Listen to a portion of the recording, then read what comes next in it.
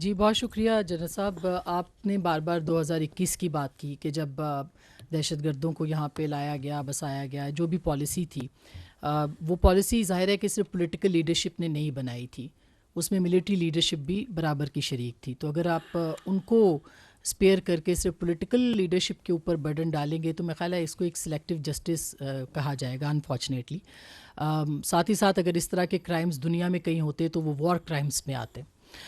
اس کا کب تک باقی سب کا کب احتساب کیا جائے گا، یہ ایک اہم سوال ہے. اور ساتھ ہی ایک اور مختصر سی بات کہ ایک صوبے کے چیف ایگزیکٹو ہیں، وہ کہتے ہیں بار بار کہ آپریشن نہیں ہونے دیں گے، اور آپ کہتے ہیں کہ ظاہر ایک ڈفرینس آف اوپینین ہے، وہاں پہ ایک ول پاور ہے، پولیٹیکل ول وہاں موجود نہیں ہے. پھر آپ کس طرح سے آپریشن لانچ کریں گے، یا جو انٹیلیجنس بیسڈ آپریشنز ہیں ان کو کس طرح سے آپ پھر کنڈکٹ کریں گے؟ اچھا، پہلے میں دوسرے سوال کا جواب دے دیتا ہوں. اب وہ تو کہہ رہے ہیں کہ آپریشن نہیں ہونے، آج کہہ رہے ہیں، وہ تو پتہ نہیں کب سے کہہ رہے ہیں. وہ کہتے ہیں ہمارا لیڈر کہہ رہا ہے. آپریشن ہو رہے ہیں نا، ایز آف ٹوڈے بھی ہو رہے ہیں. بیکاز دی سیکورٹی، میں نے آپ پہلے بار بار کی، کچھ چیزیں فنڈامنٹلز ہیں جن کے اوپر کوئی کمپرومائز نہیں کیا جا سکتا. The territorial integrity and the security of the state, یہ ہمیں جاننا ضروری ہے. یہ آپ کے سامنے یہ آئین کی کتاب ہے، یہ آئین کی کتاب ہے نا، یہی ہے نا فنڈامنٹل بک جس سے آپ کا پوری اسٹیٹ چلتی ہے. اس میں فریڈم آف ایسوسیشن ہے آرٹیکل 17، جہاں پولیٹیکل پارٹیز کا ذکر ہے، ایسے ہی ہے نا. اس میں بھی لکھا ہے every citizen not being in the service of Pakistan shall have the right to form be a member of a political party subject to any reasonable restriction impose by law in the interest of the sovereignty اور integrity of Pakistan. یہ آئین کہتا ہے کہ کوئی قانون، کوئی political, کوئی ایسوسیشن، کوئی فریڈم آف ایکسپریشن جو سی ہے وہ پاکستان کی سوورینٹی اور انٹیگریٹی کے منافی نہیں ہو سکتی. یہ میری بہن کہتا ہے یا نہیں کہتا ہے؟ ہم نے جو اوتھ لی ہے اس ملک کی سوورینٹی انٹیگریٹی کی لی ہے یا نہیں لی ہے؟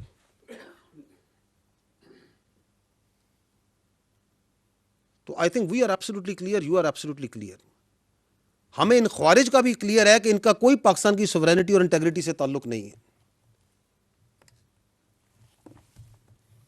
اور وہ جو کہتے ہیں کہ ہونے نہیں دیں گے، تو کیا ان کی شخصیت، کیا ان کے کلمات اس ملک کی سالمیت سے بڑھ کے ہو چکے ہیں؟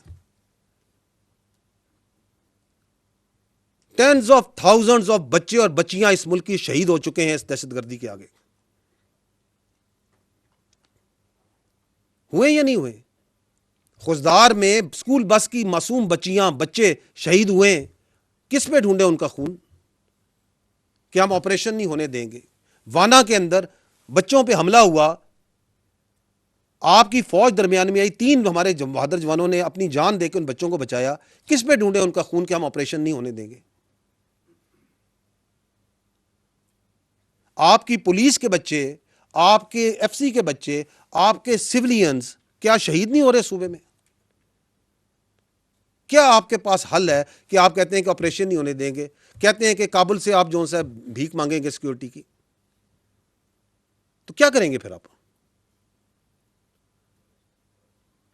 تو ہمیں ایبسولوٹ کلیئر ہے، ریاست کو بھی کلیئر ہے، اس ملک کے بچوں کو بھی کلیئر ہے، خیبر پختونخوا کے عوام کو بھی کلیئر ہے.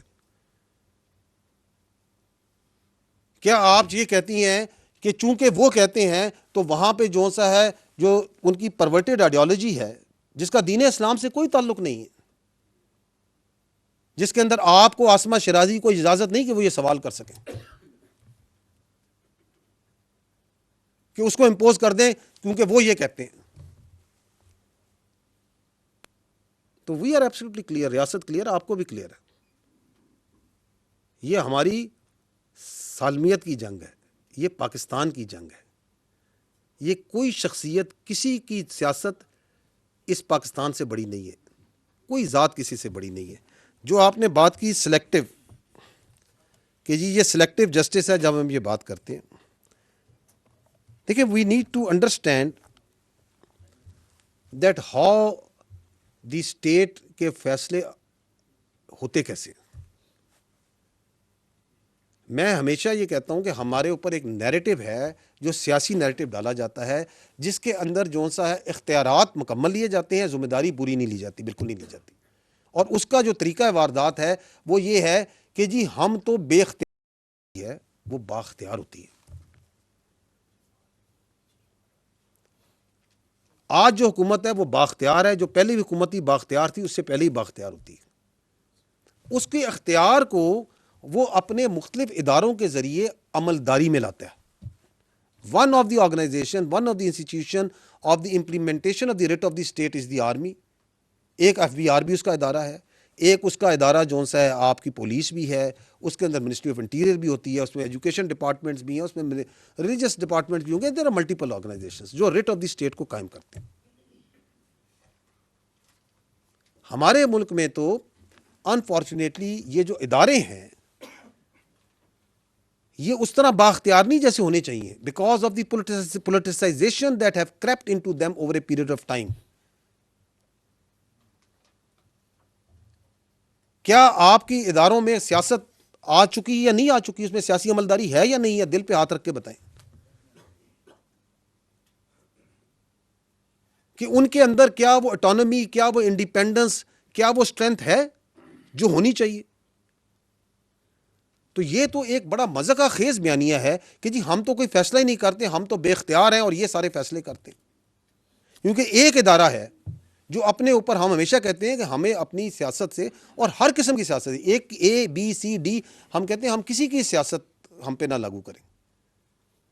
ہمارے لیے تمام سیاسی پارٹیاں، تمام سیاسی لیڈر، تمام سیاسی نظریات، تمام ایتھنیسٹی، تمام قومیں، تمام مذاہب، تمام فرقے ہمارے لیے برابر ہیں جب اگر وہ پاکستانی ہیں. That's what we say.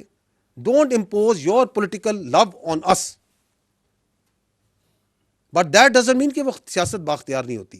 وہ جو اس وقت کی حکومت تھی، وہ جو اس وقت لیڈر تھا جو کہ اپنی پارٹی کو ایک ایز اے بالکل ڈکٹیٹر کے طور پہ چلاتا ہے. آپ دیکھیں کہ پوری پارٹی، وہ کہتے ہیں نا جمہوریت تو سب سے ساری پارٹی تو ایک بندے کے ریوالو کرتی، اس وقت بھی پوری حکومت ایک بندے پہ ریوالو کرتی تھی.